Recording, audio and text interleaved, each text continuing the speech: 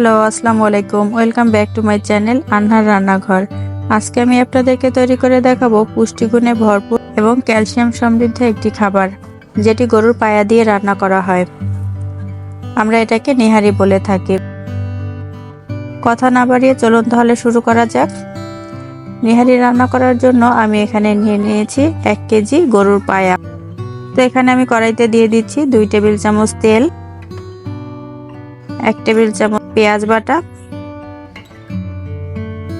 স্বাদ মতো লবণ, 1 চা চামচ রসুন বাটা।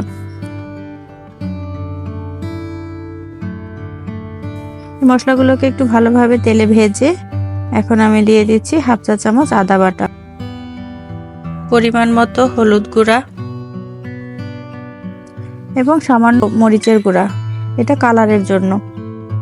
1/2 চা চামচ জিরার গুঁড়া। এখানে গরম মশলার মধ্যে আমি দিয়েছি 2 টুকরা দারচিনি, 4টা এলাচ এবং 2টি তেজপাতা। এখন আমি মশলাগুলোকে ভালোভাবে ভেজে নিচ্ছি। এখন একটু পানি দিয়ে ভালোভাবে কষিয়ে নিব।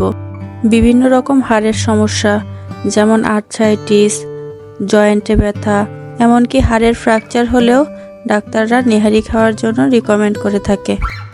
যে মশলাটা আমার কষানো হয়ে গেছে, এখন দিয়ে দিচ্ছি 2টা মরিচ। মরিচটা আমি মাঝখান থেকে ভেঙে নিয়েছি।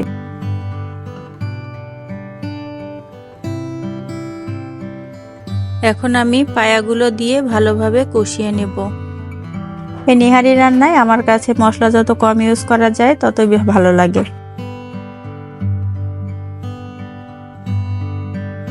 দিয়ে দিচ্ছি সামান্য সাদা গোলমরিচের গুঁড়া। এখন এটাকে উল্টে পাল্টে কষিয়ে আমি একটু পানি দিয়ে আবারও ভালো করে কষিয়ে নেব।